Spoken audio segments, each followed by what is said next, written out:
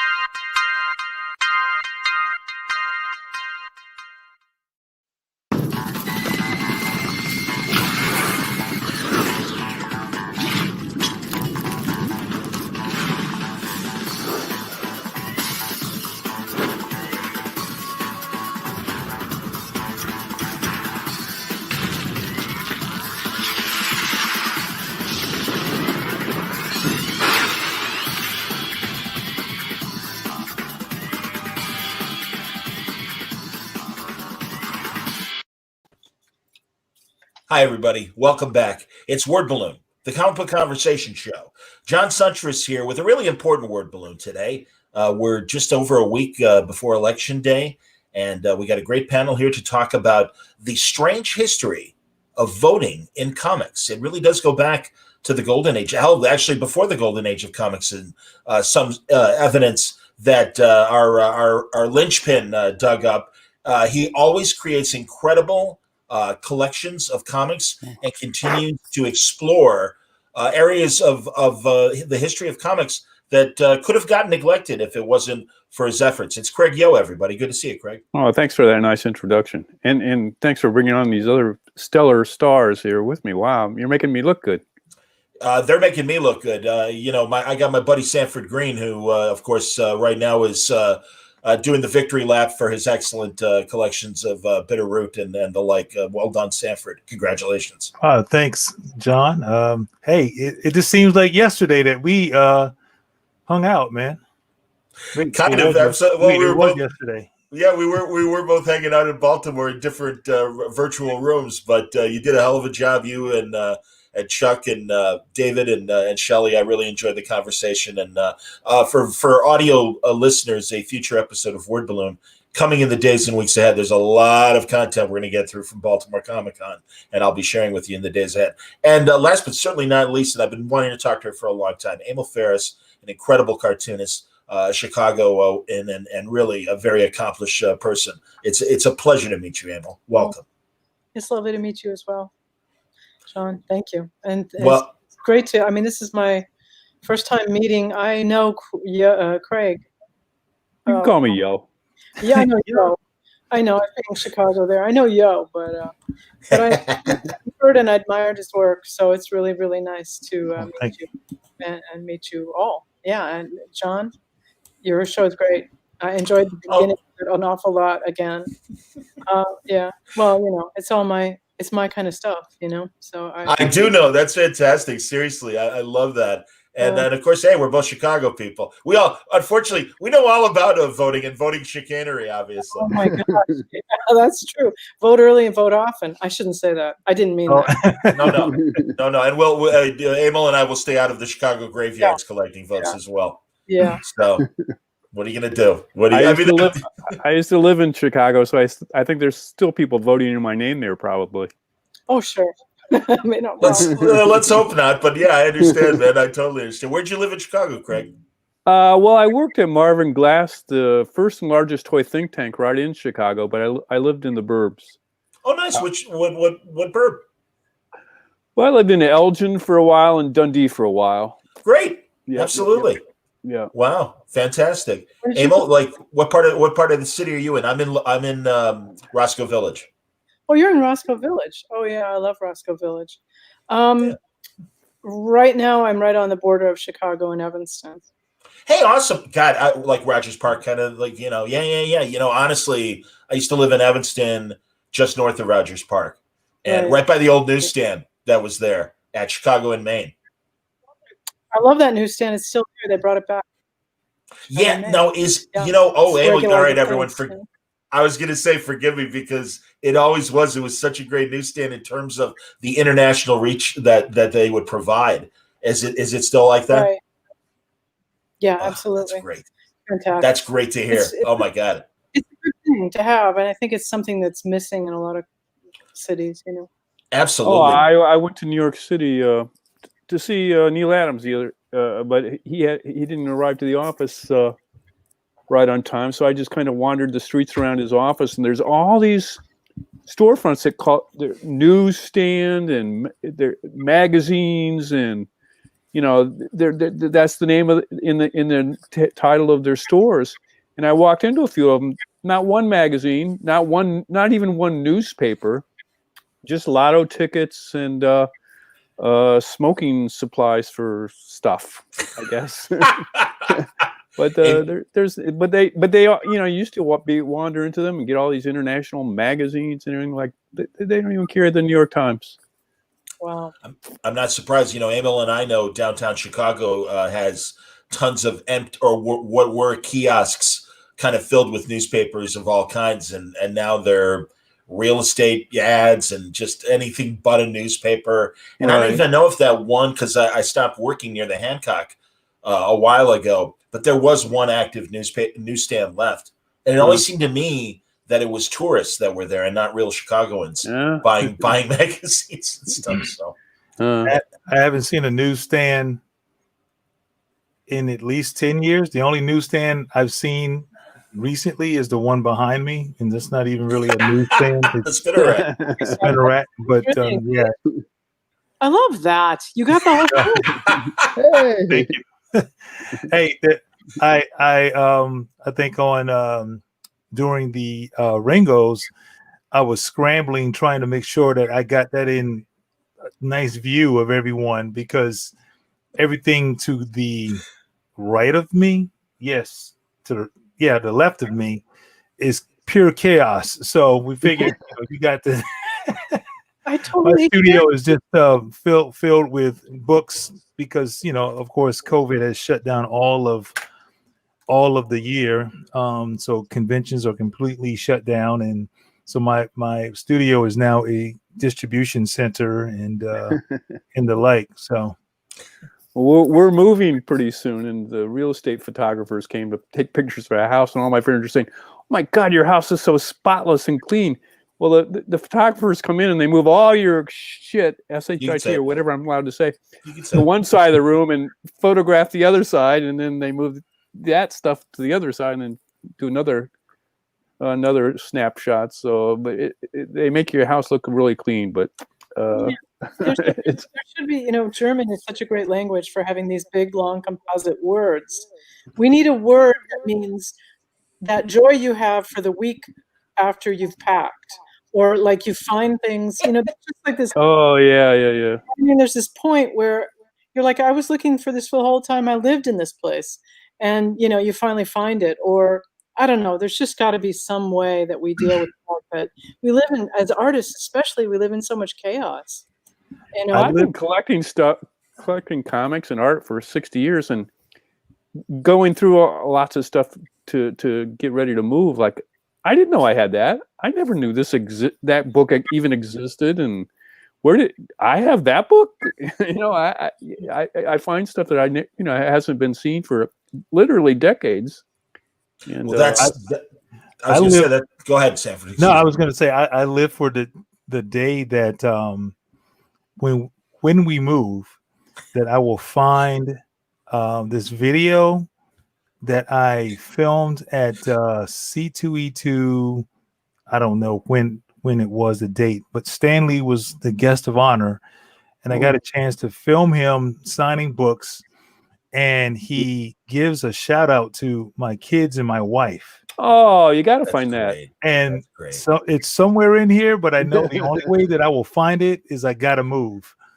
That's when I'll find it, because it's I think I somewhere in saw the your corner. wife selling that on eBay last week. I highly doubt it. She barely knows who Stanley is, let alone. Oh, no kidding. Well, you No, gotta let her know. all jokes aside, she knows Stanley. I mean, everybody. Yeah, knows. of course. I understand.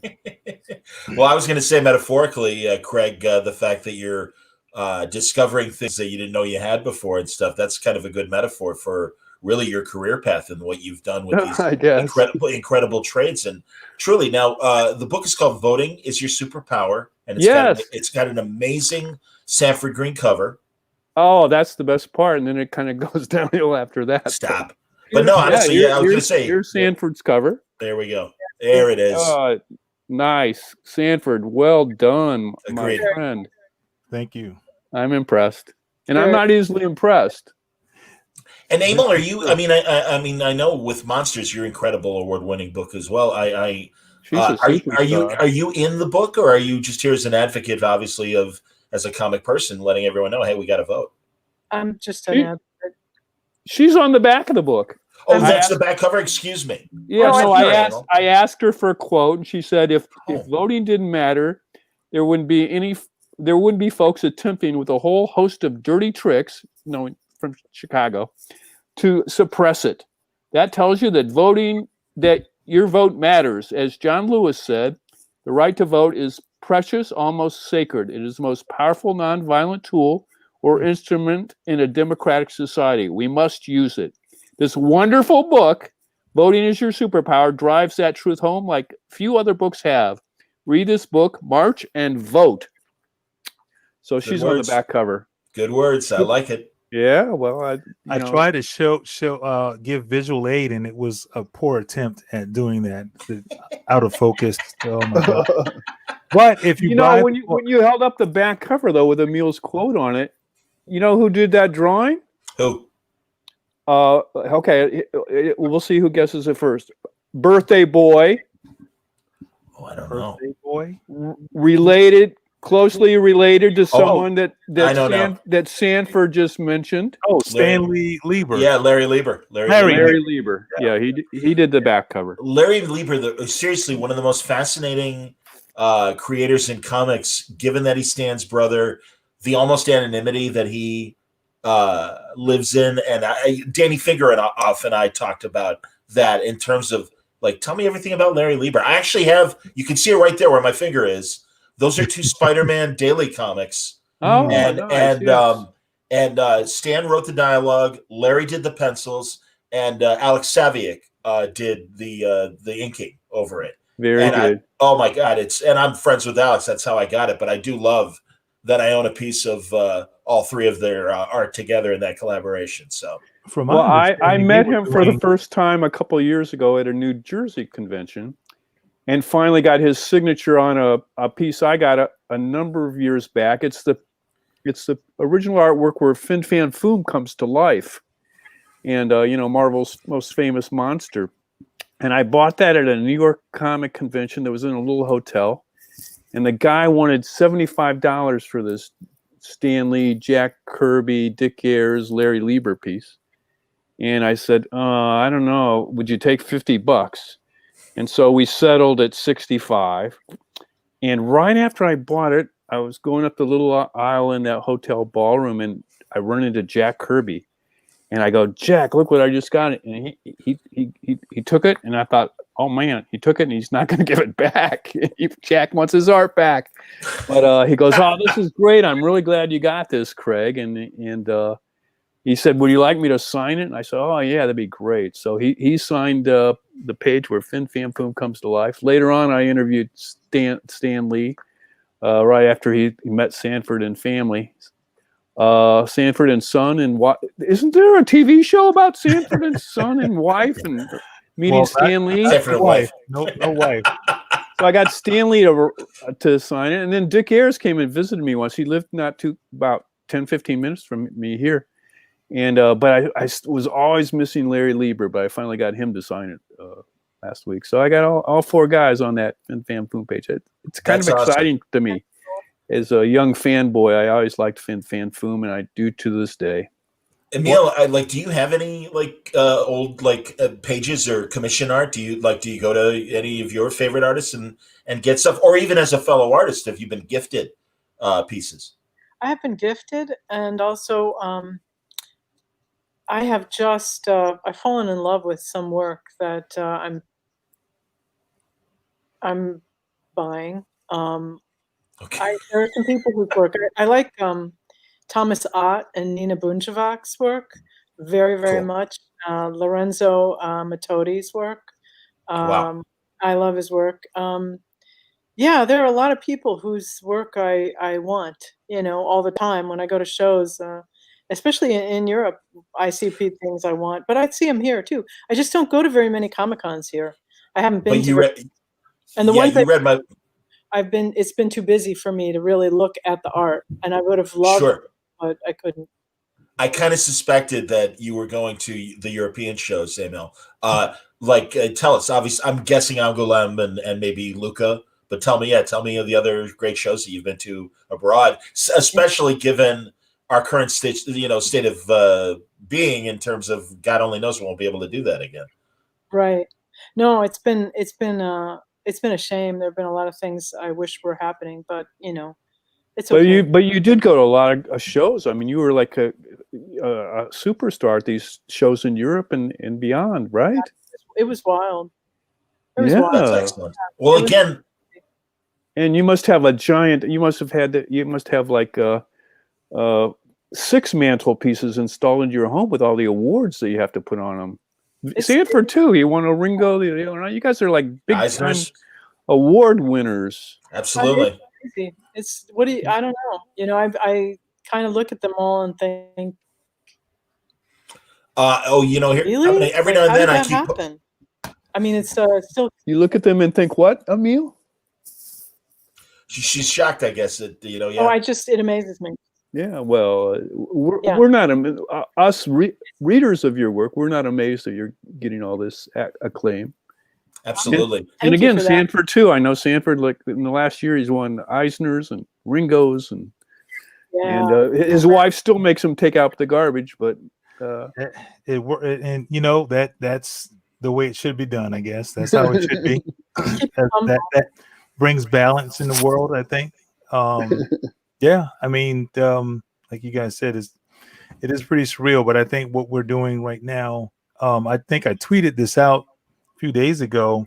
Besides Bitterroot being a part of this project, when Craig reached out to me about being a part of it, I think we originally talked about doing like a spot illustration or something like that, and it's kind of grew from there to where it just kind of made sense. Well, the reason why I think I had the fortune of doing the cover is the subject matter, or at least the content that's in the book. There's a lot of which I wasn't aware of. Craig found, I guess, an archived collection of NAACP comic strips that informs the public on voting, and I'm like, wow, that just fascinated me simply because of the subject matter. So I was on board because of that, and we just started talking and passing ideas back and forth about what will be a great representation to connect what I do to the content that was within the book. So it was just an extreme honor, and I've got people that aren't into comics or anything. They're fascinated by this book because of the fact that it does speak on the political and social issues. And when I first got the book, actually I was thumbing through it the other day, and there are comic strips in there from the 1930s that are absolutely prevalent to today, and I'm like, this is absolutely insane. And I don't know if that's a good thing, right? I mean, some of it can be if you look at the fact that we're we're aware of these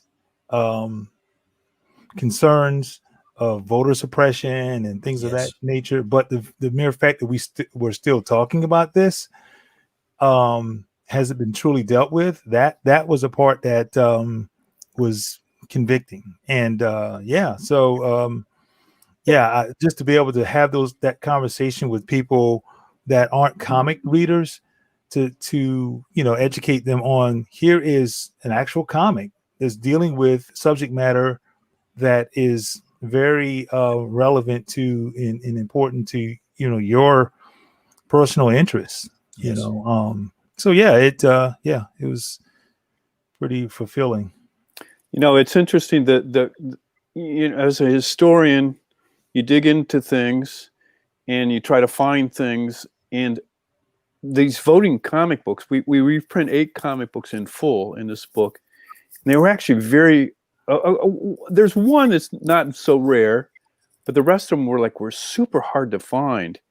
And the way the NAACP came into this was an interesting thing, because one comic I heard about but couldn't find at all was this one on an American family gets out the vote. And you see what the typical American family looks like, all white bread. Yeah, Ozzy and Harriet. And all the people going to vote, they're all white. But if you look real closely, go back in, please. Right here. At the bottom. See where there's a red rubber stamp there? What's that? Oh, yes, it does. Yeah. Publisher action. In the red letters, it says, I'm not holding this up very good. Oh, there it is at the very bottom. Sure, NAACP. Yeah. There we go. There it is. Yep.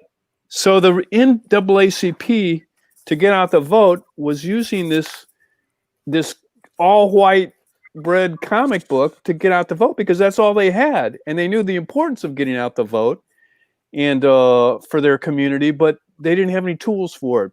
But so they were buying these comics to pass out in their community to get out the vote, and stamping the NAACP stamp on it. But it must have given them an idea. That idea must have lodged in their head, like, hey, these comics, even though they're all, white folk, they're effective, and they maybe even won some elections because of them. So that's when they started doing their own comic books, and so that's one of those was this comic, a superhero. Well, no, there's first. Oh, excuse me. I was going to the end of the book. It's called The Street Where You Live. Indeed. And it's a beautiful comic book, and it's done by a guy who went on to become a famous children's book artist. He didn't do a lot of comics, but his name was Tom Feelings, and he was the comics in here are beautiful because they're very natural. They really reflect the attitude and the beauty, of his people, and they were effective in getting out the vote. So, and then he went on to win a Coretta Scott King award, I think 3 or 4 times or something. Mm-hmm. So yeah, beautiful work. I think he's most known for Middle Passage.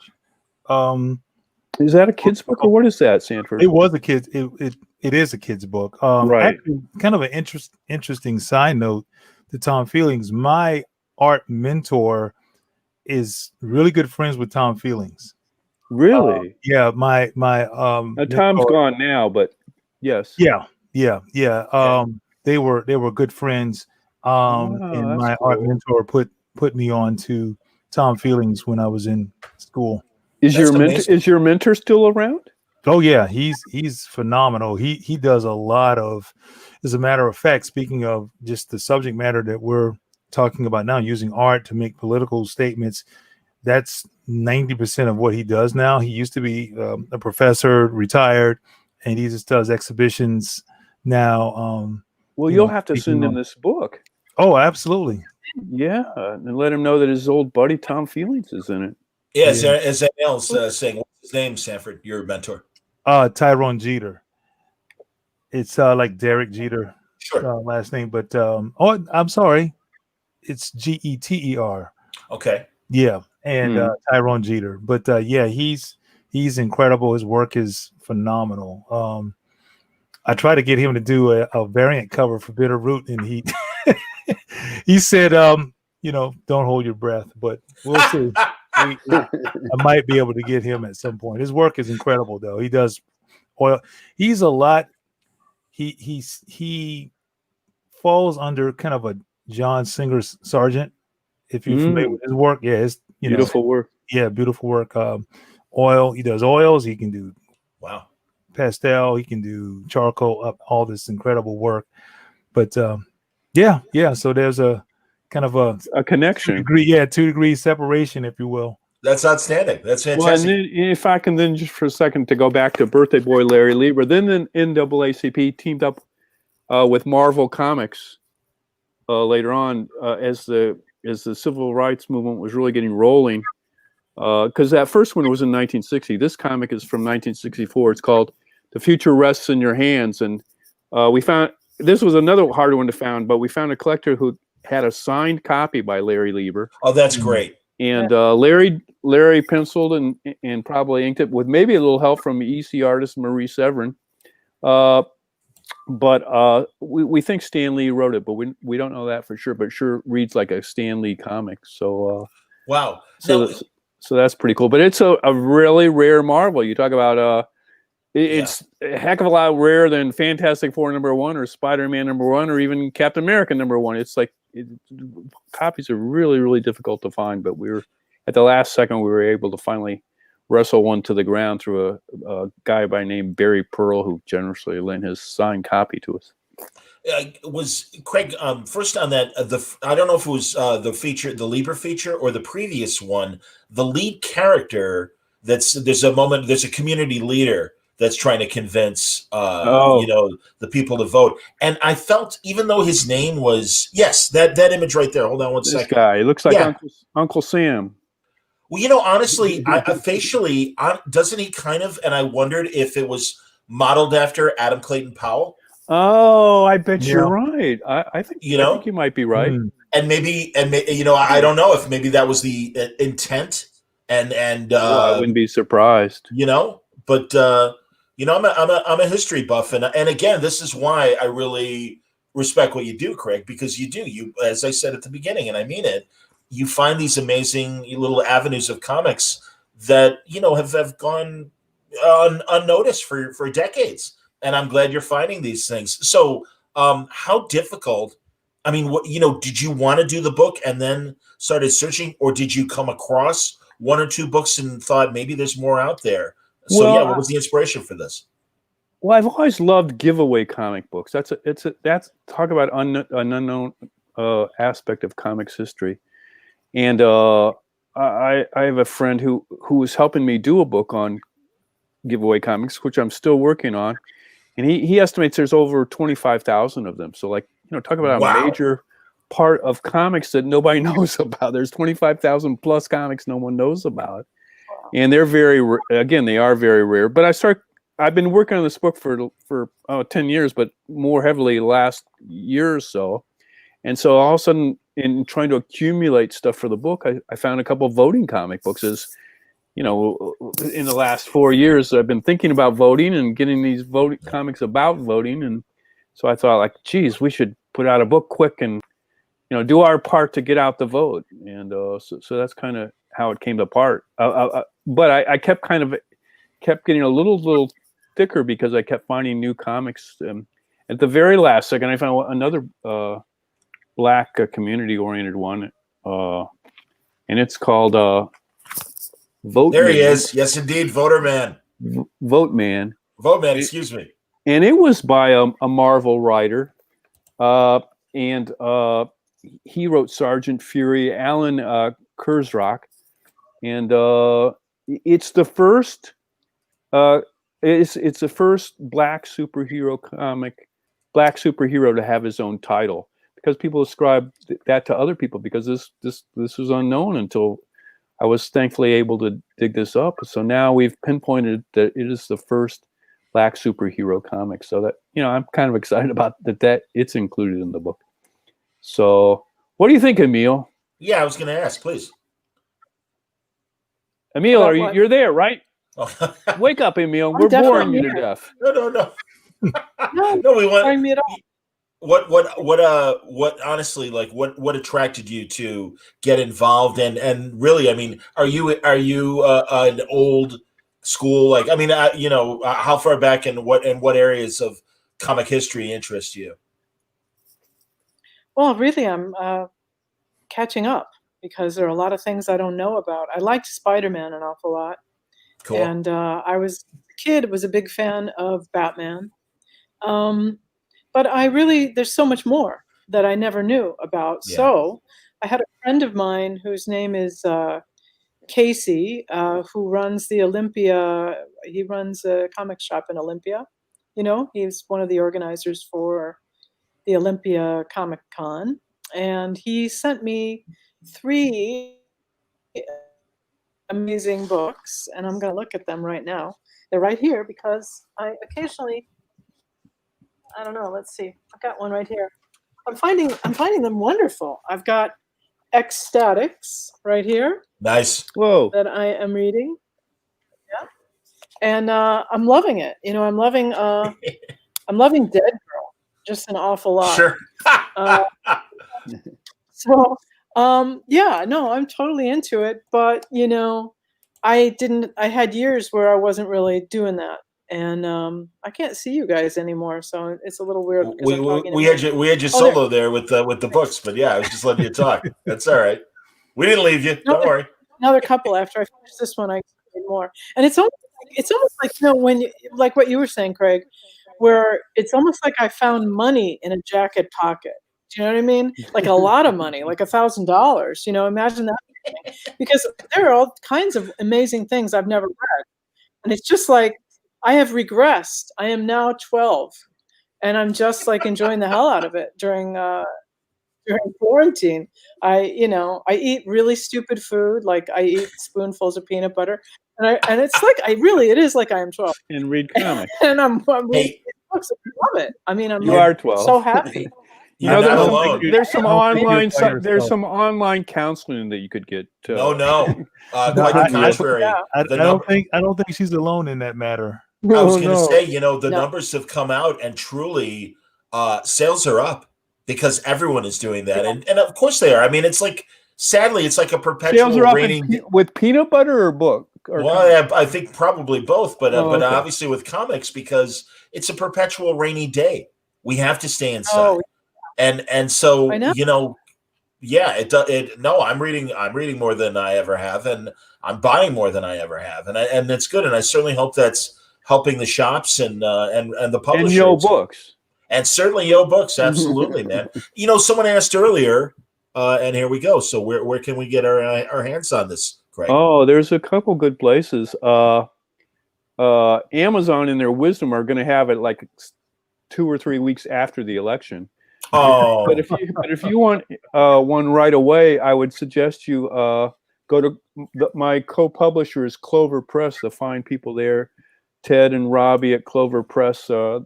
They used to be the founders and heads of IDW, and now they started a wonderful small press called Clover Press. And if you go to cloverpress.us, it's available there. And if you're a customer of the esteemed and wonderful person Bud Plant and his Bud Plant books, he's featuring it right now, and it's only like $12.99. And if you contact either one of those fine establishments right away, they'll get you one before the election, so you can have something to read while you're standing in line. You want me to include Bud Plant comics there then on that scroll that I'm running right now? Oh, I'm sure Bud would appreciate it, and I think that'd be a splendid idea. And then cloverpress.us too. Yep. If we could go back a second, I want people to look at, well, especially when we're talking about maybe buying the book, I want them to look at Sanford's great cover again. One second. There we go. I want to. Oh, you can zoom in on there's the. There's the crawl, so people know where to buy the book. Oh, there you go. Perfect. But this character that Sanford drew is called General Election, and and I have to credit my partner at Yo Books and my wife, Cleetsu Gusoni, for coming up with the name. I think it's a great name. It's a play, of course, on Captain America, but Sure. a general's even higher up, and it's general election. Genius. Yeah, but the real genius that put it across was Sanford's artwork, of course. Oh, yeah. Sanford, can you tell us a little bit about, how what all you did when you put pencil to paper? And Well, it's actually digital, so not too much pencil to paper. Yeah. So spoiler. I'm sorry. It's a bit of a spoiler. Old school. But, yeah, so but now, I wanted to so get now I that can't old ask school. you for the original artwork for my collection. Well, there's ways to make it work. We can talk about that off record. Okay. But no, I wanted to do something, even though it was digital. I still wanted to do a look and style with the color, especially that has the old 4-color process feel with the The dots. the dot effect to it to give it that finish that we had when we saw when we got those comics growing up, and especially because of these comics within the book are classic or rare stories or rare collections, and so yeah, I just wanted to kind of give it a bit of that nostalgic feel, and I think the Craig had like a kind of a preliminary sketch. Yeah, a bad start, and well, that Sanford saved me from. he showed me the idea, and I just tried to make it work for what we see here now. Yeah, it was a lot of fun. It was fun. I mean, this is the original sketch, I think. Yeah, you put it in the book. There you go. Yeah. But that's awesome. But yeah, it's awesome in a bad way. I mean, no, I understand. Well, I'm no Sanford or Emil, but but it's a good guide. Yeah, I heard Emil asking, "Are you making a poster of it?" And I think that's a tremendous idea. I love one. Well, I think we did a Kickstarter, but I don't. Did we do a poster of that of general election, Sanford? I don't know. I don't think we did. I think you could gave it to you, and that was it. Yeah. That's all. But if Tom Feelings based his character on Adam Clayton Powell, did you base general election on any? Is that your mom or your wife or your sister or somebody you Honestly, know? I just took what you did and just kind of modified it in what I thought it would. Well, it doesn't look anything like my mom or my sister. Emil was trying to say something. What were you going to ask, Emil? I was going to say, I know, Craig, that it's probably a bit of a disappointment. This is speaking to something that both you and Sanford said. For one thing, you said, Craig, that it's not coming out, due to the wisdom you said of Amazon, it's not coming out till a couple weeks after the election. And Sanford, you said something really interesting about how relevant everything is to right now. And I think one of the things reading the book that came to me is this book is evergreen. Right. It's going to be evergreen. It's going to be because we have changed as a country. And this is going to be something that young people have in schools. This is going to be something that parents get for their kids. This is going to be something that people give to an 18-year-old on their 18th birthday or even before. But this is, we've changed. I mean, I think as a nation, you're looking at the numbers of people voting right now and the reality. And what I wanted to say to both of you in regards to this, something that occurred to me that I hadn't realized before, and that is that we will always, and I think Sanford, you said something like that we haven't dealt with this yet. This is an issue that we haven't dealt with. And I think that is so true. And I think the issue is vigilance. What we're realizing right. That's a good word. Right. We have to change. And vigilance is such a great comic book name. I mean, it is exactly right. that we would understand this need to change our minds because we understand what vigilance is. I mean, there is always the group of people that are trying to subvert the will of the nation, that are trying to, capitalize on our inaction. And so indifference. Yes. And this is such an amazingly wonderful moment in that way. Yeah. And that's why I really love the inauguration of this book. I love the team that came together to bring it. And I love the concept that we're changing our minds, that we're becoming vigilant beings. We realize, and I mean, it's so clear in those great comics, that in order to maintain a democracy, it requires maintenance. It's not something that you put in action and it will just like a machine keep going. It requires maintenance, constant maintenance. Yeah. And this is exciting, you know, to do that and to say, okay, I'm in. What can I do? What can I do to make sure that happens? And I feel more and more that almost everyone I know is asking, what can I do? Right. What can I do? You know, and they're not feeling constrained by what their life is. They're knowing that they have to set aside time for this because it matters. And so this threat to our freedom that we have experienced now in this country, I think it's the best thing that could have happened to us in a way, as horrible as it is. Yeah. And in so many ways. Yeah. You know, Emil, you mentioned the Luca Comic Convention, I think, earlier. I met my wife at the Luca Comic Convention. I had brought out a book and about Mickey Mouse, and they invited me over to put on an exhibit over at the beautiful Luca Comic Convention in Italy. And my wife was mounting the art show, and that's how I met her. Wow. But I was when she first came here, and because I only knew her for a few days, and I invited her, hey, you want to come live with me in the United States? So she came, and I felt I besides falling deeply in love with her, I learned something new about her and about Europeans when I got to know her, that they are passionate about politics. This is it. Absolutely. And when I met her, and this is, a few decades ago now, people in America didn't talk about politics. Can you imagine? Some people listening to me now won't even believe that. But you might remember, if you're old enough, listeners, that there was a time where we didn't talk about politics in America. It was impolite. And it was just something you kind of did that was in the background. And I remember as a little kid, my parents, they were going to have a party, which was a rare thing in the O household. But they said, I go, well, what happens at a party? They go, well, one thing, don't talk about politics or religion. And not that when I was 5 or 6, however old I was when I asked that question, that I was going to even be awake by the time the guests arrived or something. But they were just kind of telling me what you did and didn't do at a party.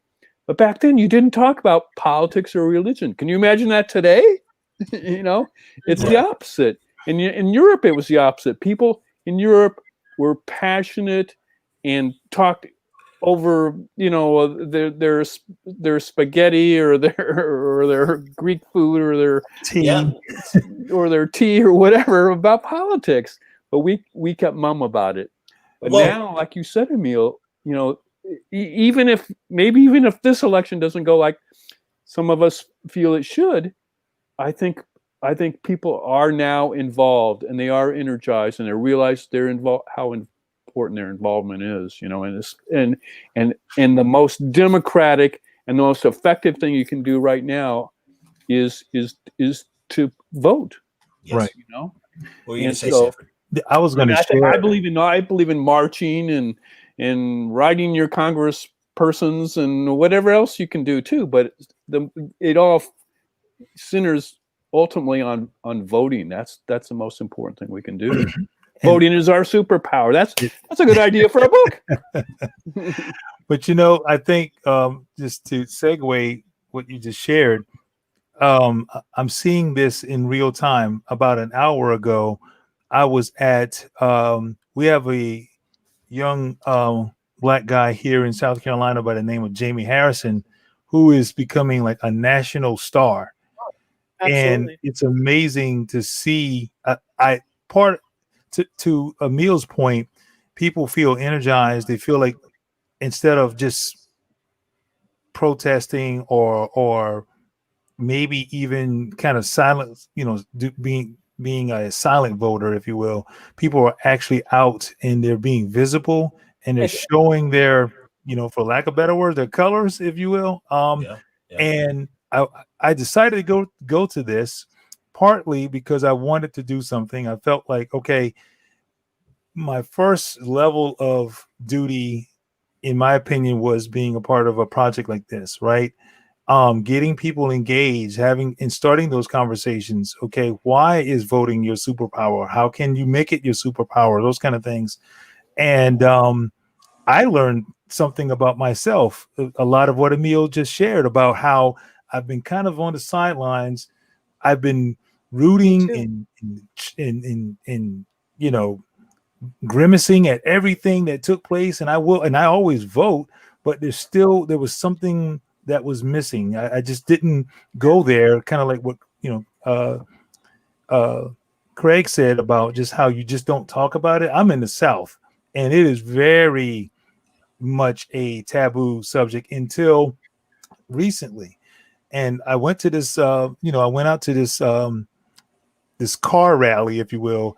It had to have been 1,000 cars out there, at least. I posted a video of it saying, this is different. This is not 4 years ago, even. This is something totally different. And, that's something that we can take encouragement from, is seeing people are invested, in it now, instead of just their civic duty or whatever you want to call it.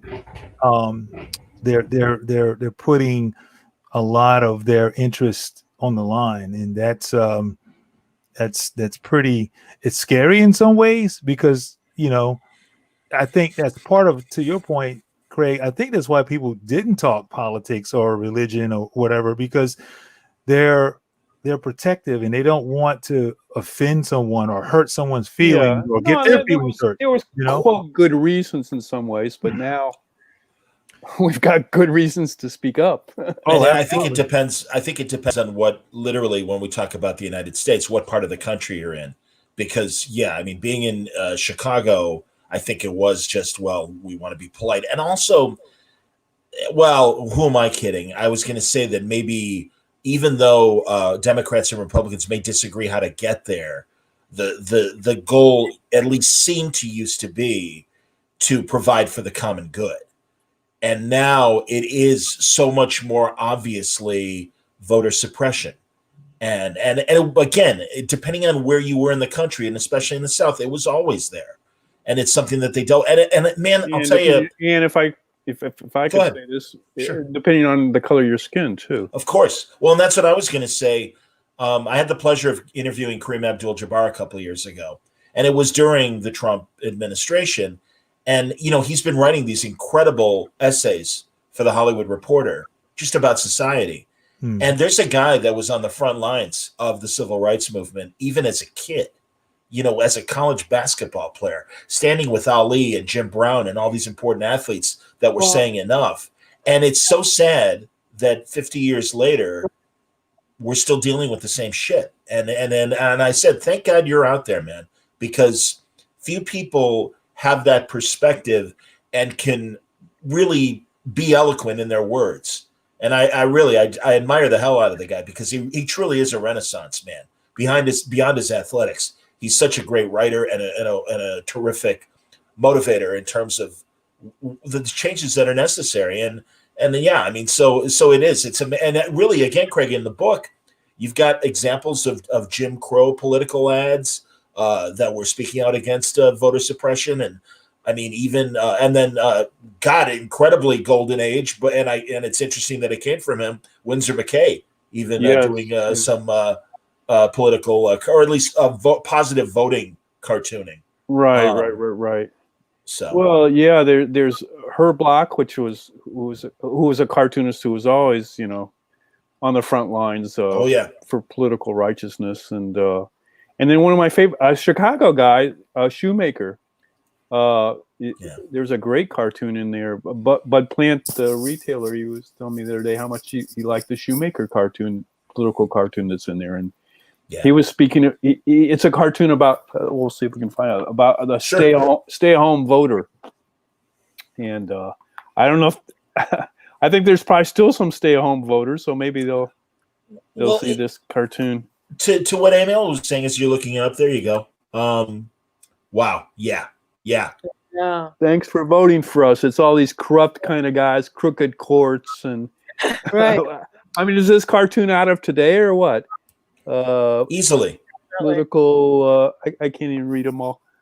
So you got these guys standing behind this guy that's sitting at home. He's a stay-at-home voter. But you got all these corrupt people that are really thrilled that he's just sitting at home rather than going to the polls. So that's like Schumacher, who was a Pulitzer Prize winning Chicago cartoonist. Absolutely. Well, to amplify what Emil was saying, we've been lulled into indifference and just not participating because, well, what does it matter? Whatever. And thank God we've woken up in the last few years. Yeah, it's like, wait a minute, they're playing us now. I've always been kind of interested in things like, I did a book recently about the great anti-war comic books. I've always been interested in a broad sense in being against war and for women's rights and stuff, but I never really felt like I wanted to soil myself and get involved in actual politics and voting and registration and stuff like that. And so I think we've over the last couple of years, I've sort of grown to realize the importance of doing that. And in Sanford, I think if I could say this, I think when I first contacted you to do a cover, you go, oh, that's kind of an interesting idea. But it seems like in the year that we've been working on this together, I've sort of seen you get more engaged, and you got more excited about the book as you in the message behind it. Haven't you, like, just in the past year? It seems like you've grown about that. And I saw that beautiful picture of you and your son going out and voting together, Sanford. That was like touching. But it seems like you kind of grew into this somewhat. I've changed. Start again, Emil. We couldn't hear you. Yeah. I've changed. I've changed. This experience has changed me. It has changed me. I would say, I don't know anybody who hasn't been changed by this. I just think I was. I wouldn't say for me that I was utterly disenfranchised, but I wasn't franchised. Let's say that. Right. Yeah, we were kind of floating out there, I think, or something. Well, for the longest time, I think people thought of the people in power as they. Well, they're going to do what they want. And it's like, no. They represent us. We the people. And that is so important. It's basic, but you forget. And I'm not sure they understand that. Right. Well, that's the thing, man. It's like, no, wait a minute. The concept, and we've understood that we need to hold them to that. Right. And if they are not doing what we want them to do, we do have the ability of getting rid of them. And that's and it really, thank God, there's a lot of career politicians that are shitting bricks right now because their opposition has woken up. On this show. Okay. Oh, no, absolutely. This is this show. Guys. Yeah, it's the internet. And also, I come from broadcasting, so it is a pleasure to speak my mind. So, and go ahead, Sanford, excuse me. I do think that there's an X factor. And the X factor is COVID. I think COVID slowed everything down. Yep. Everybody had a time to be introspective and start looking at themselves. We've seen it in the racial, tension and unrest. We saw that, right? And then we saw how people poured out. When I saw that, the thing I thought was, this is going to be a different election. And COVID was the catalyst to that, right? Because this stuff has always happened. Everything you guys just said is like we don't pay attention to the whole fact that they work for us. Because we go about our lives. We got our Comic Cons to keep us busy. We got our careers, and we just live in our bubbles. And then the bubble is taken away, and now we're even in more of a bubble. We're in our own personal bubbles, and we have nothing but time to reflect. And you see people who are in these positions. Absolutely. I mean, I think even for those who are blatant, this is even more blatant than ever. I think to some degree, that's why they're doing it, is because they know this is pretty much it. It's like, we might as well throw everything at this thing, because we know people are starting to, to Emil's point, they're now engaged. They feel it. All these senators are getting blitzed from emails and phone calls, and you can't have an actual town hall, but they're feeling it. They can't even get in their offices on a day-to-day basis without someone challenging them.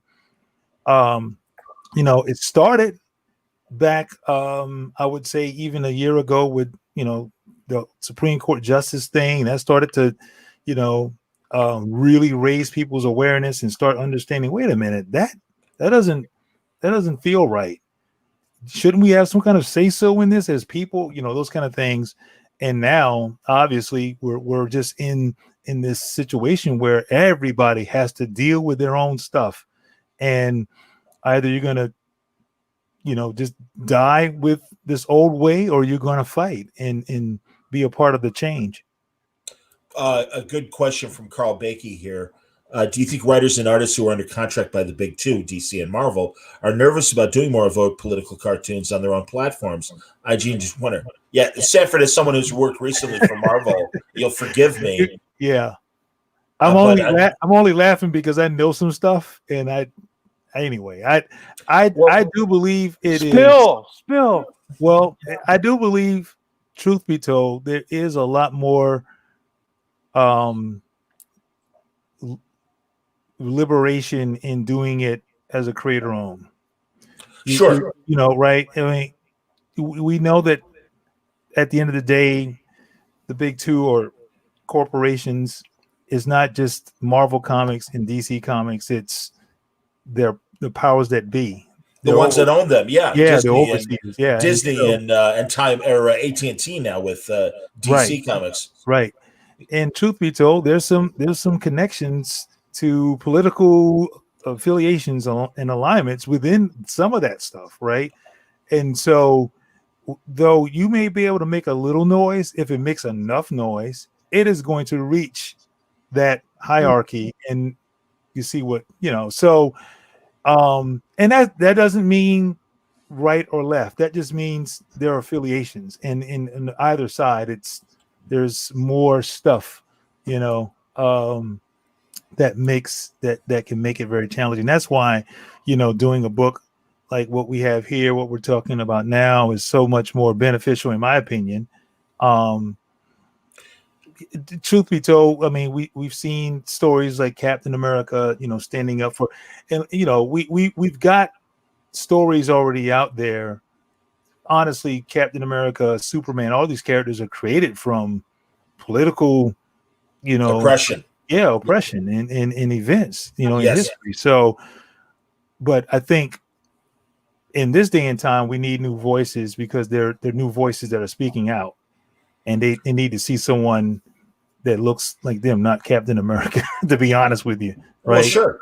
But also, comics have always been political, from the get-go. I mean, Superman was an immigrant, and right. He was fighting the Ku Klux Klan, and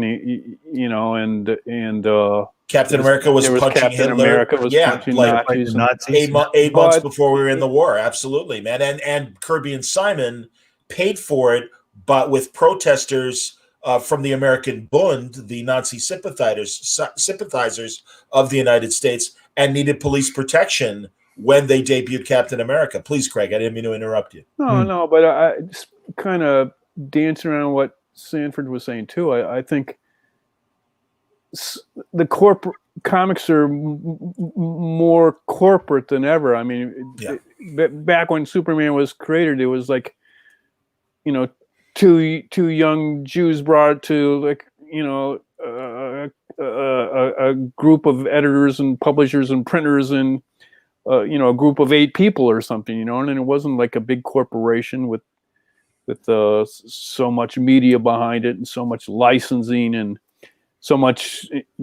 The money wasn't so important right now. That comics were the bottom rung of printing and publishing and the arts, So it wasn't even so important. Whatever the creators put in it, this is what they filled up the books with, But now there is more oversight, and I mean, there was even for this book, there was an opportunity to use some.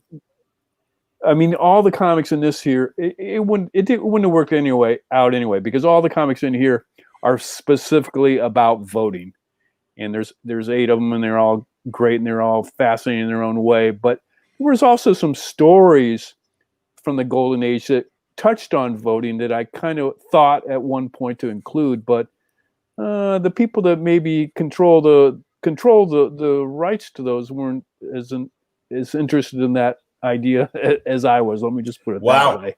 That's interesting, because certainly there were those one-page public service ads where a lot of, like, Superman would address racism and inclusion, even in the golden and silver age. I would love to do a collection of those, but again, it's not always easy these days. All the material in this book was public domain, and if there's ever comics that should be in the public domain, it's comics about voting. So you would think. So it worked out. So that worked out good. I was going to say real fast that as someone who worked for CBS Radio several times over my radio career, and in my last job with WBBM, the news station here in Chicago, we had a very frank talk about expressing your own personal political views. Right. And it wasn't done with any malice. It literally was it's a 50% country, and right. We don't want to. I mean, ultimately, it's like we don't want to lose listeners based on your political opinions. Well, they did ask me bringing out this book. I'm not Warner Brothers or Disney, but I thought, like, gee, I'm going to bring out this book, and it in a way, it kind of it's nonpartisan. I don't mention any particular politicians that are up for election as an example, but I think people that know me and read between the lines see that I kind of lean towards certain ideas and core beliefs, but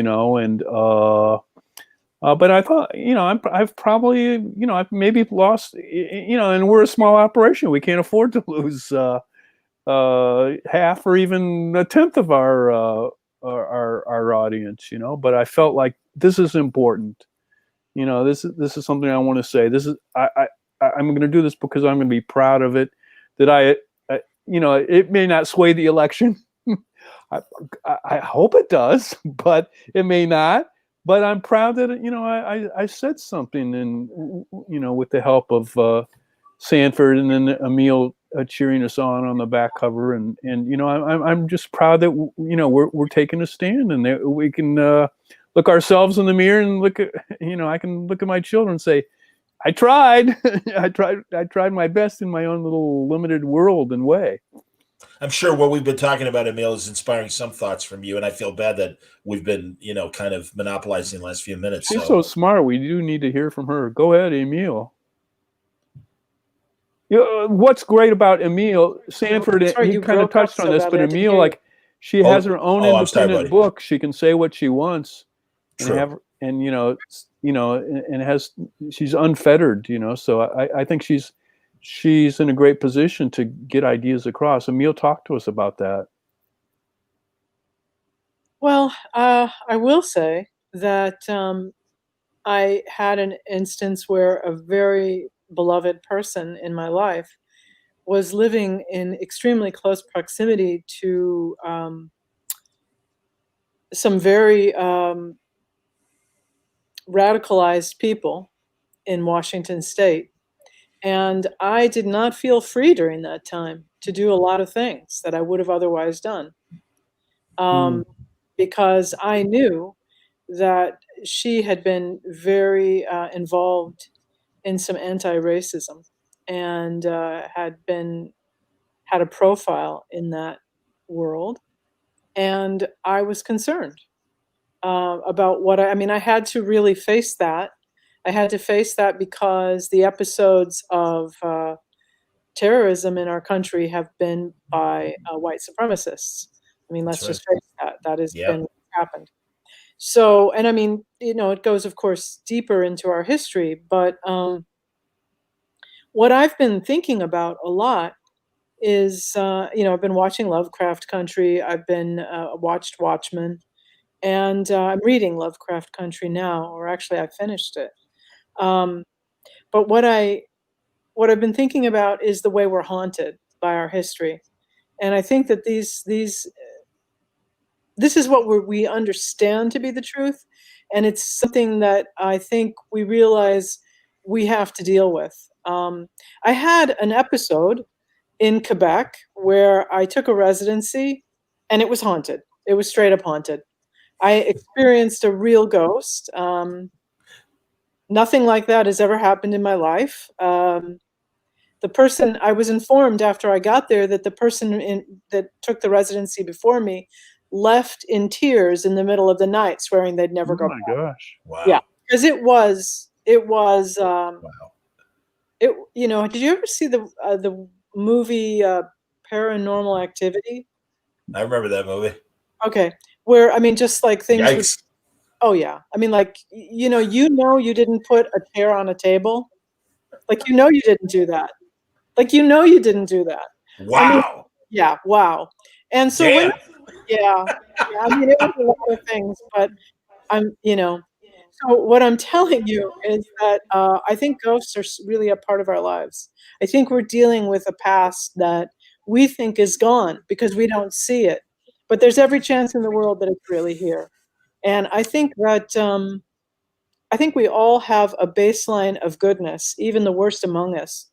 And we know when what we are does not resonate with that goodness. And we know when what we do in our lives, and I'm no different. I'm flawed. I'm utterly flawed. I think we know when there is no parallel between, or those two things can't hold hands. What we are and what we do. And I think there are a lot of people in the country right now who are experiencing dissonance, and they're applying a certain kind of numbing quality to the dissonance in their souls. They know that there's something wrong, but they aren't identifying it correctly. And I think it's really interesting because we constantly go back to this idea of the corporation. And, I say this in public speaking an awful lot. If you're being told that this is a lateral problem, that you can look across the way laterally and you can see the problem over here. It's this person who came to your country without papers. It's this person who you identify as the other, for whatever that means to you. They're lesbian, they're gay, they're trans, they're different color than you, whatever that, their culture is different than yours, their religion. That's a lie. I mean, it's always those people who are being told, look laterally. It's always the question to them is, have you looked up? Because the people who are teaching you this are right above you. And they don't want you to look up and go, oh, wait. In Norway, a person who works at McDonald's gets $20 an hour. And I get $8, and I can barely live on that.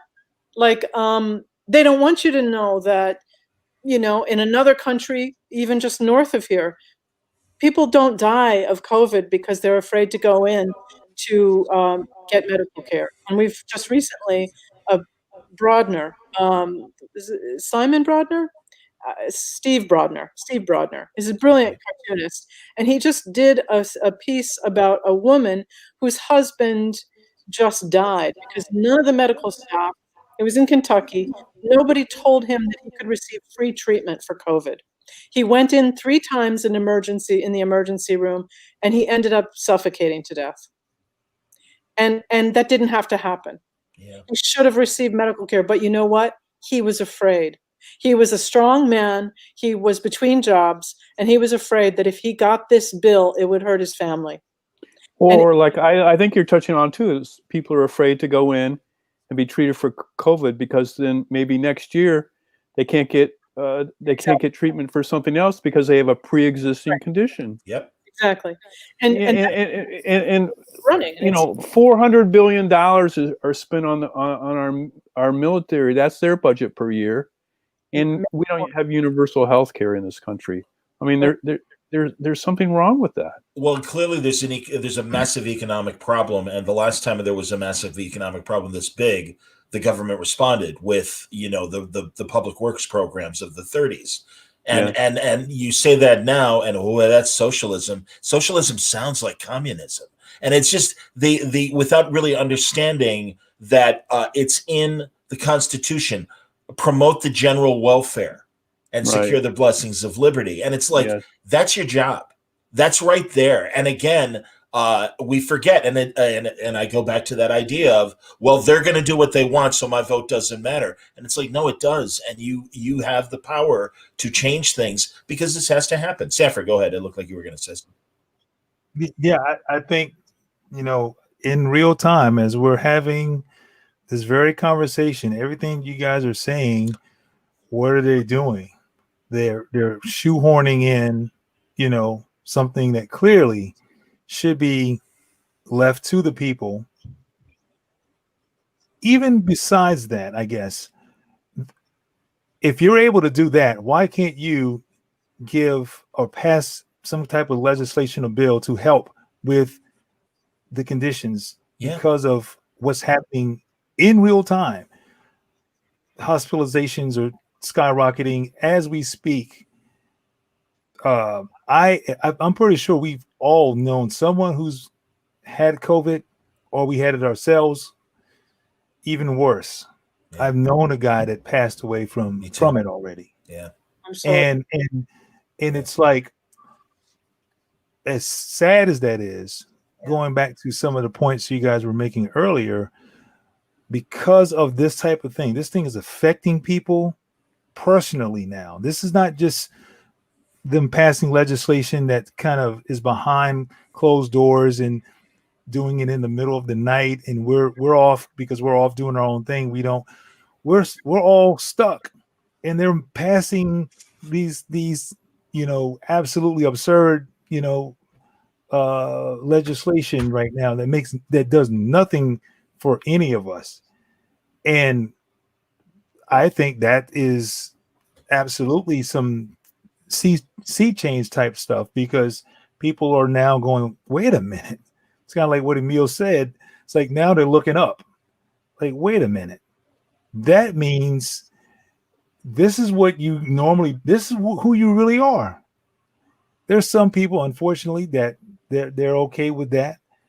They're going to eventually feel it as well, unfortunately. I wish nothing ill on anyone, but this thing is this pandemic is absolutely some, I would even say, Emil, you used the whole, concept. I wouldn't even say concept of understanding of ghosts. I think this is some level of, there's something else. We're dealing with a plague, if you really think about it. Of course it is. Like, we're not going to just pretend it's not here, like whatever they're saying. Well, we just got to have to. Someone said something the other day about surrendering to it. It's just going to have to exist within. I'm like, every other country, first world especially, has fought it, unified. Right. Unified Yes. up front, and things like masks aren't politicized. They're and like it's not right. politicized, right? So on what planet do you think we're going to just go, that's he has a point there. I guess I'll just have to do. No, I mean, most people, there's some, but most are going to just totally you see it. If you walk out your door and you'll see it. You'll see people are literally living and going through it in real time. They're not listening to this nonsense, right? Agreed. Yeah, it's the people that lived half in the 20th century and half in the 21st century know that there was the government worked differently. And again, maybe I'm being naive, because maybe again, I think depending on where you live, and especially being in Chicago sometimes, that the will of the people wasn't necessarily addressed. But I do really, I mean, yeah, it's so basic. But if you want change, you have to participate. And that's the thing. And I do think, as everyone has said, people are waking up and they are participating, and they see the what's going on, what we used to, as Sanford said, going on under the table. It's happening in broad daylight now. And they see the gall and the brazenness of these actions, and are like, no, this has to stop. And I really do hope that a lot of these career jerks are shown the door. And I really, I mean, that's my hope. And Emil and I are in a predominantly blue state. Although once you get out of Cook County, it gets pretty conservative. I see the look on Emil's face. She knows what I'm talking about. Oh yeah. Yeah. I've never gone into a shop in Southern Illinois that I didn't get followed so closely, and as though I was. Really? Yeah. I mean, you mean comic shops, or you mean like every shop? I get followed. Like, and if why do they follow you? I don't get it. Well, if I'm wearing and this happened in Wisconsin, if I'm wearing a headscarf, I mean it's over. Yeah, I mean I'm treated like I'm the next person who's going to do something terrible. I was in Wisconsin, and I went into this place to get coffee. I was with a friend of mine, and I have an eye problem, so I had a headscarf on, and they wouldn't even serve me. They would not serve me, and I thought, wow. Yeah, I was like, no kidding, because you had a headscarf on. Yeah, so that it just I mean, wow. I'm not.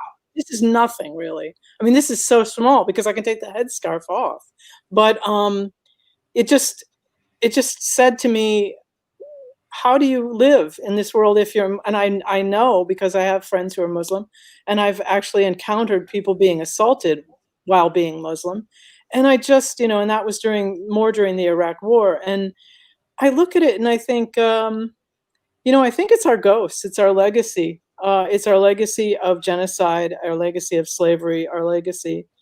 We are going to have to really deal with it. We've got to stand up to it now and really engage in a long-term national discussion about what this has made us. And how can we, as cartoonists and people in the comic industry, this book is. There's other books that address this kind of stuff too. This book was our little way of doing that. But how can we going forward in the comics industry and as creators do more in a creative way? Because I don't think we should necessarily just be creating hardcore propaganda, though there's a role for that too, propaganda for good. But as creators, how can we be more involved and affect more change and speak for good rather than evil? Well, I think we, in a sense, we kind of we've been ahead of this, or at least we were influenced by a lot of this when we started our series Bitter Root, because someone asked a question on I think the panel yesterday, what kind of jump started our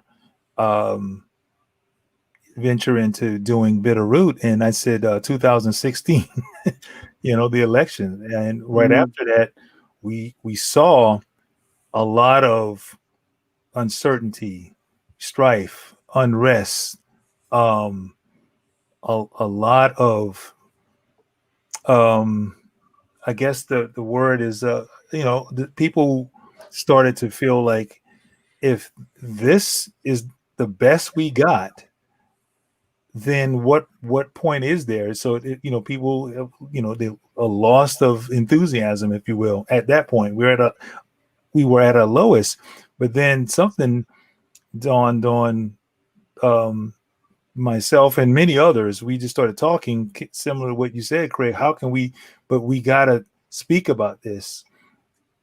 Going back, to what we said earlier, 90% of our most beloved characters were created from some social unrest throughout history.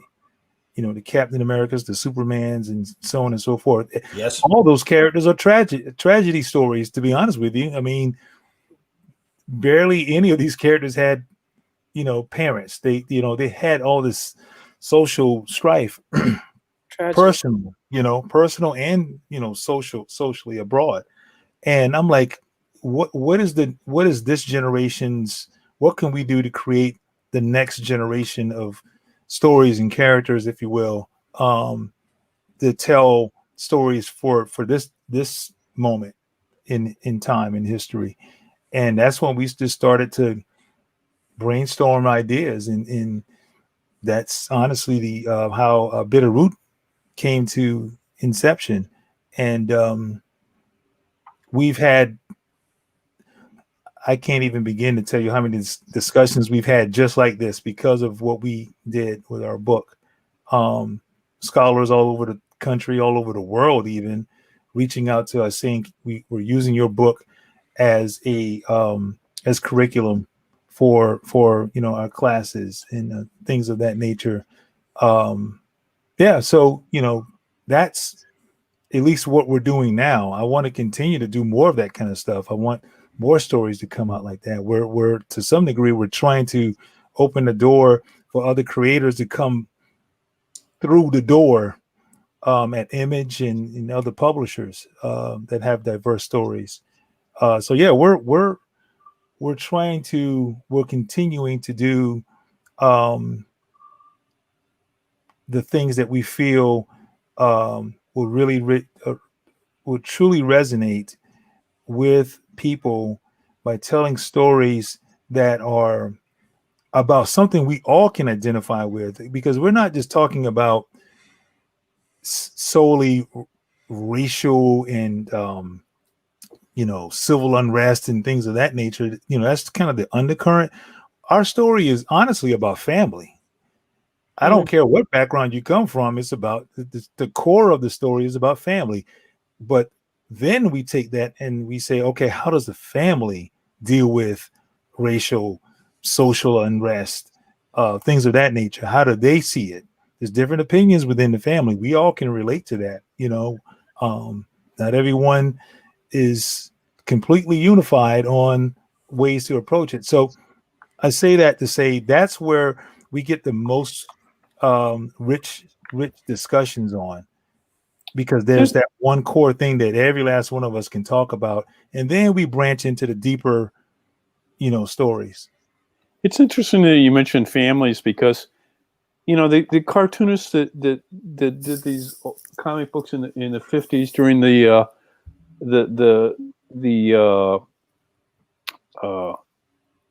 tension between Russia and the United States, and then the McCarthy era, sure, the Red Scare, McCarthy era, the Red Scare era, and then the cartoonists who did these comics about voting during the Civil Rights era, they've zeroed in a number of the books deal with family. Like this one, I'm kind of amused, and sorry, hold on one second, about this comic. There we go. If your kids could, it's a comic, and you can see the cover here.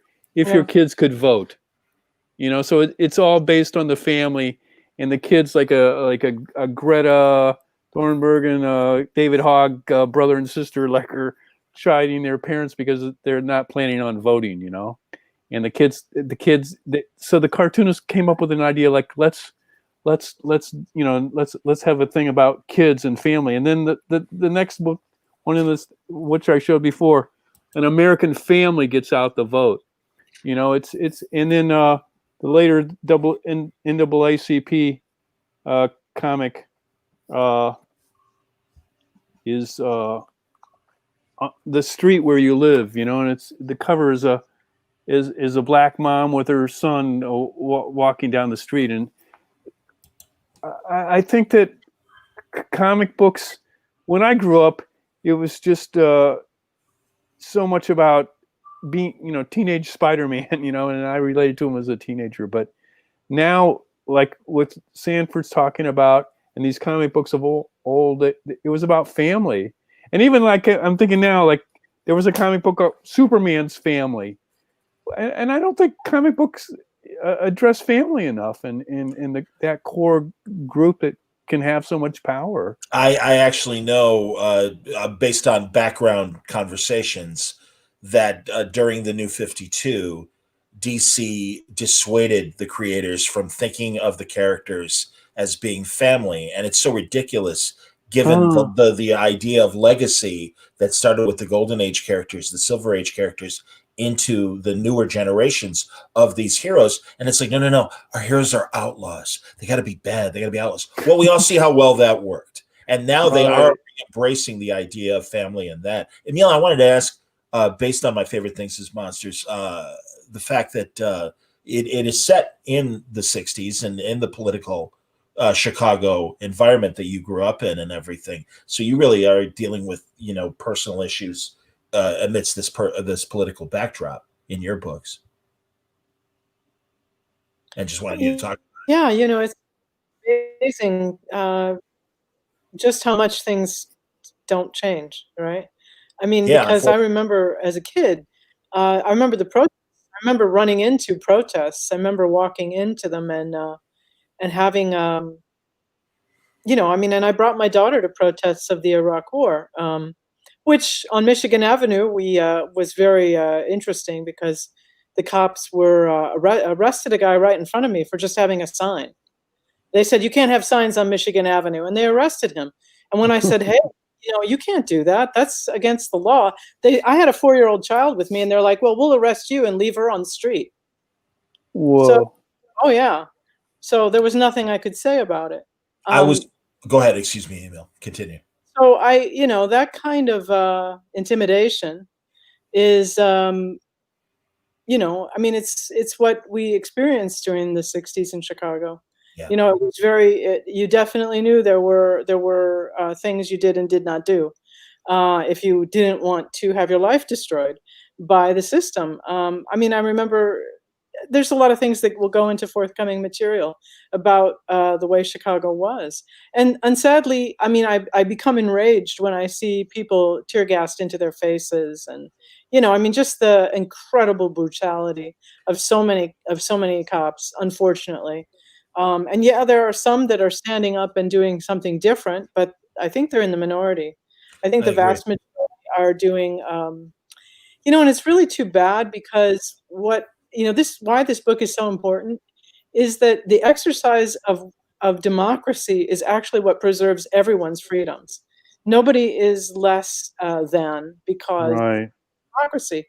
But the way that we have done policing, I don't think everybody understands that, and I think there is a definite. I think it's like Sanford said. There's the X factor, but I think that the other X factor is also that this is a slow creep fascism that we're looking at, and you need a police state for fascism. You need people who will frighten you and intimidate you, and during the 60s, I remember the fear. I remember the intimidation. I remember that the lines were drawn in this really weird way. And, we don't have to do that. I think that we're being engineered towards a civil war. I think that that's what's really the attempt is being made to bring us to a state of civil war. And we can say, because we're going to lose. Everybody loses. That's the thing. The people who think that they stand to win anything in this situation are completely deluded. Whoever is engineering this wants to take everything they've got. And that's the deal. They've got to wake up because this is like the con. This is when the guy is saying, "Hey, I've got this coin, and it's worth a lot, but the pawn shop's closed." This is the point where you've got to realize there's no guy going to buy this for $50,000, guys. You're going to lose everything you've got. You're right in the middle of the con, and the con is to divide us. We are brothers and sisters, and I kind of wish the aliens would come. I find myself going, this would be so good for us. Like, come on, man. You always drive by. Why don't you just land and really, really announce your presence? Because look, I'm going to align with non-tentacles. That's how it's going to be, right? I don't know, though.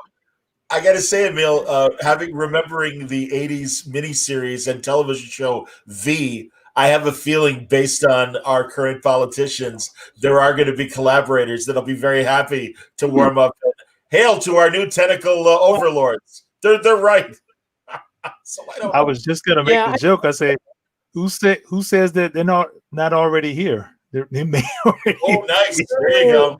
They may already be here with all this insanity that's happening. it's almost like you work for comic books or something to say something like that. Face well, he keeps talking about the X Factor. I keep thinking, is that a Marvel comic book? Isn't it? Exactly. It's probably an X-Men I, offshoot. I want to acknowledge some great comments that people are saying.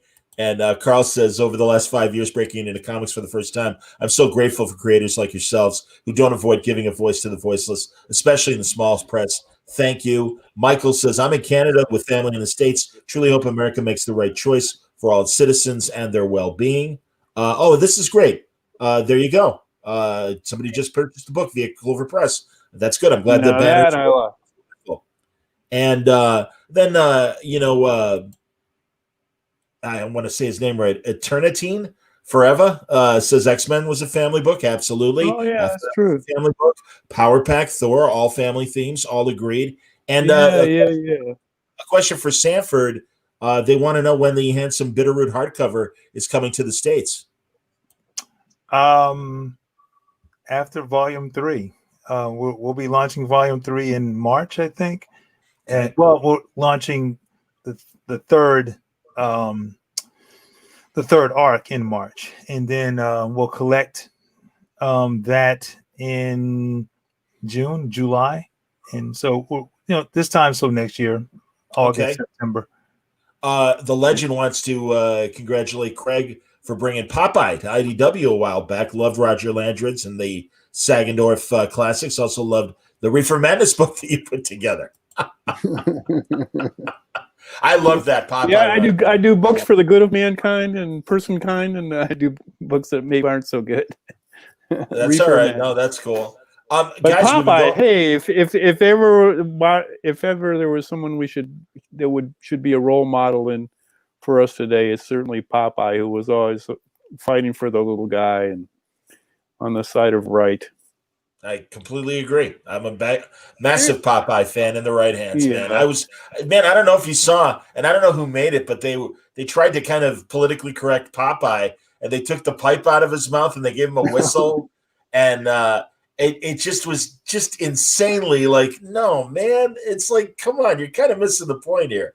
But whatever, it's fine. He was whistling anyway, though. He got his tobacco out of the way. Once he gets that out of the way, he can whistle. So it's kind of like, that wasn't tobacco that was in his pipe. He had talked about it as being spinach, and which might be a euphemism. Yeah, that might go back to my Reefer Madness book, actually. So spinach, sure it is. That's great. Popeye was an influence. He was the first superhero before Superman. He was costumed in his sailor outfit, and he he ate spinach and became strong and fought bad guys like Brutus. And we have a few Brutuses around right now that he should give a twister sock to, I think. Absolutely, man. We've been going 90 minutes, guys. Do anything else that we want to say before we wrap up? Oh, I did want to show one more page from the book, sure, if I could. Of course. Because it's the first comic we have in there. And it's since we're kind of wrapping up, I think this is. There we go. This is an important one. Your vote is vital. It's the first book comic that we reprint. Vote, and they're all putting in their ballots for America's future. So I think that's a pretty good summation. That was a Harvey comic book. The same people that put out Casper and Hot Stuff and all those great horror comics, and Richie Rich, and so to make up for Richie Rich, they put out some comics. This comic about voting. They did 3 or 4. They did 3 or 4 of the comics that were in this. They must have had a felt a mission to get out the word about democracy. The Harvey brothers. Dave Foley wants to say hello, Sanford. Very cool. Sanford, you have a fan there. Hey, David. There you go. Excellent. Emil, when's your next book coming out? Indeed. Emil? I could pretend like I was frozen. I was thinking about just pretending like, and then nobody would know. How would you know? Stop. I thought you were. Well, you're working hot and heavy on a new book, right? I can't say. I'm just not. I just can't say. Well, Okay. all right, interesting. Secret. Because truly, Emil, I really do want to get you on if you'd be willing in a one-on-one conversation to talk more about your stuff. And really, it's congratulations, because it is I didn't know how to contact you, and I'm so glad that this opportunity came up to finally meet you. And it would be great to talk more about your work, because absolutely, she's a genius, a recognized genius. I have a question. Sanford and her have all those awards on their mantles. And if your house caught fire, would that drawing that double sign drawing, those two drawings, be what you grab to leave with? Among them, I have walls of, you really can't see. I'll try and point the camera a little bit, maybe. I mean, there you go. You can see a few more commissions that I have on the walls. Yeah, I've been incredibly fortunate, and really bought a lot of my art before the prices really exploded. Yeah. But I have before Sanford started doing digital, breaking our hearts. It's true. It's true. But and also, thankfully, doing 15 years of podcasting, a lot of the artists are friends, and they've given me a nice friend rate. But it's Craig mentioned Dick Ayers. I have a piece that he did for me in the early 2000s. I've always loved that one brief moment where Iron Man's faceplate had those points at the top. Oh, yeah. I don't know how long it lasted. I first saw it on one of those Marvel superhero cartoons of the 60s. And it just fascinated me. And I asked Mr. Ayers to do that. And he did a beautiful, perfect, job of doing that. So that's a great piece. And yeah, really, Tony DeZuniga, I've got a Jonah Hex from him. And I have a blade that Gene Colan made for me that I absolutely love. So yeah, I'd risk getting burnt, Emil, to save a lot of my original art. In our families, but what about you, Sanford? What would you save? I mean, I know your family's already safe. Oh yeah, what object? Good cover for me by saying that. Because of course the family, but as far as like any kind of, I started a small collection. But before the family, what artwork? Before the family. Second. What artwork would you save? I can't. I don't know if I can tilt my camera just a bit, because on the top of my spinner rack here, is I don't want you to hurt yourself. Ooh, you see up here? Maybe not. Yeah. I have, ooh, what's that? A Modesty Blaze. Oh, that's nice. And wow. I forgot the other comic strip there, but it was kind of thrown in because the seller just said, "Hey, because of the rate that he gave me on the other piece, he just threw it in." And wow! So I got a Modesty Blaze, Jim Holdaway, Peter O'Connell. I'm a fan of that stuff. Me too, man. That's amazing. Fan of that stuff.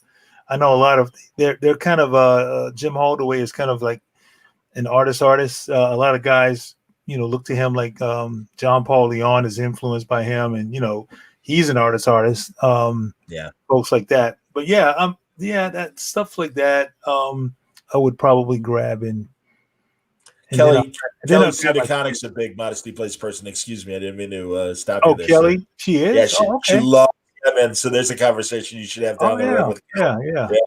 Go ahead, continue. Craig, I'm asking you. Okay, there you go. Me. Well, our whole living room is George Herman Crazy Cat originals. Wow. We've got about a dozen of those, and then our whole bedroom is Winsor McKay, Little Nemo, and Dreams of the Rarebit Fiend originals. So, those are probably nearest and dearest to my heart.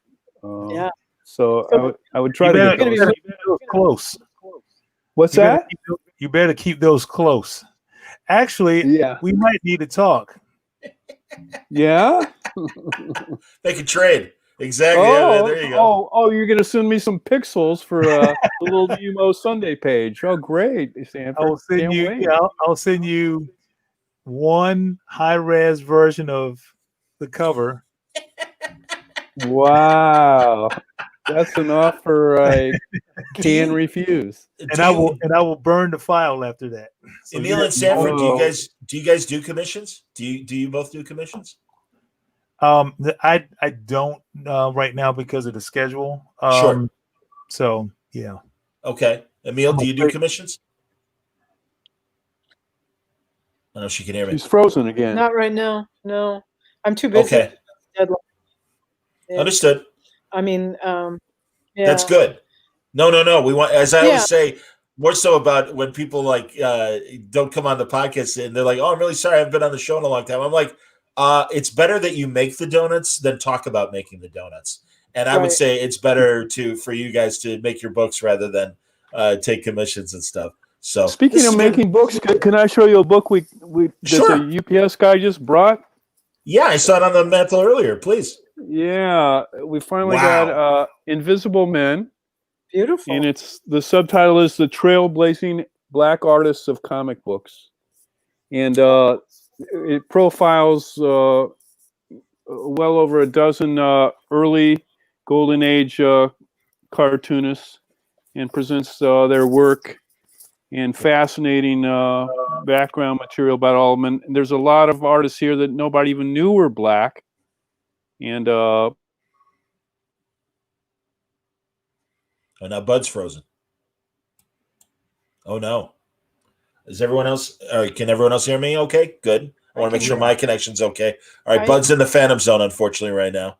Okay. I don't know what. That's you know, I'll tell you. Yeah, no, that's fantastic because I certainly know about the great Matt Baker and his incredible work, and I'm a massive fan of anything that he's done. I love It Rhymes. I want to say it's either It Rhymes with Luster or It Rhymes with Dust, the graphic novel he made with Arnold Drake in the 50s that a lot of people point to as the first graphic novel because it was a 64-page one-story kind of great crime noir story that he did, and his beautiful Phantom Lady work. My God, what a genius. Get those. I don't know anything about those. Absolutely. All right, we lost Craig.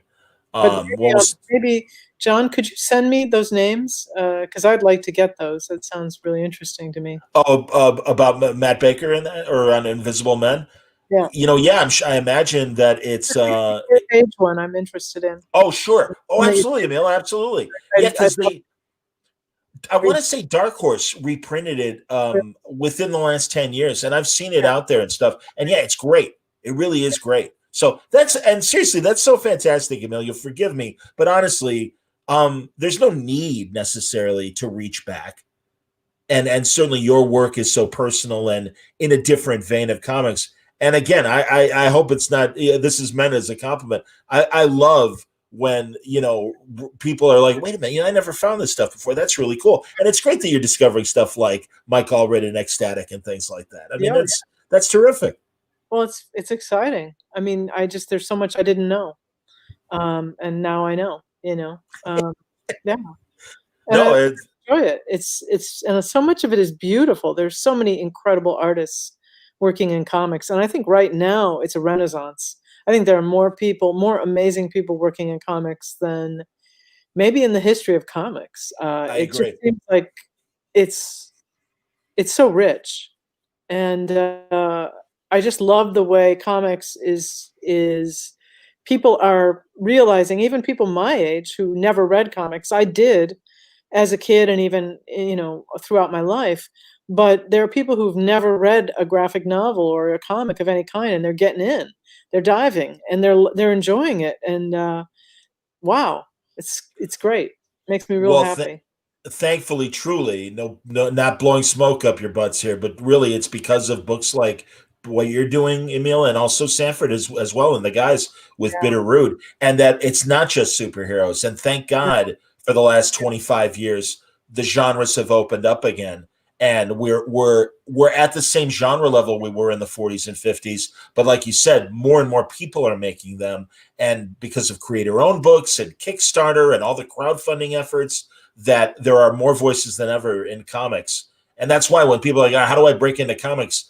And I always hear this from a lot of the more successful guys, like, just start making them, and then you're in comics. I mean, you can do it yourself. And then, yeah, you still have to gather your audience, but it is possible and stuff. And, it's terrific. So I was going to try and let Sanford, pardon me, Craig come back, but I don't know. And again, we've been going for an hour and 45. So, like I said, if there are any other final thoughts, I have to confess, I disconnected him on purpose so that we can. Right now that he's out of the room, let's really talk. Who knew you had these powers, Sanford? Hey, I tell you what, Emil, we'll talk after this. I'll show you how you can, you can get out of interviews a little quicker. Wow. I was going to say I've experienced that with Sanford. It's all right. No, it's just a I'm trying to get back. I got a deadline stuff. And, please, guys, honestly, I've loved this conversation, and truly, I think it's important what you guys did contributing to Craig's book. Everyone, you can see it right there at the bottom of the page. Voting is Your Superpower, an incredible book from Craig Yo from Yo Books. You could buy it via cloverpress.us or through Bud Plant Comics, two great distributors, and that deserve this book deserves your attention, especially as we have the March to Election Day. So again, Craig Yo, thank you. Sanford Greene, thank you very much. Emil Ferris. And truly look forward to future conversations with all three of you on an individual basis, if you're willing. I don't know if you might be sick. You might be sick of me after 2 hours. I can appreciate that as well. Thank you, John. Nice to meet you, Sanford. Bye, Craig. Well, everybody, thanks a lot for watching. Great questions as always. And as I end every broadcast, especially during these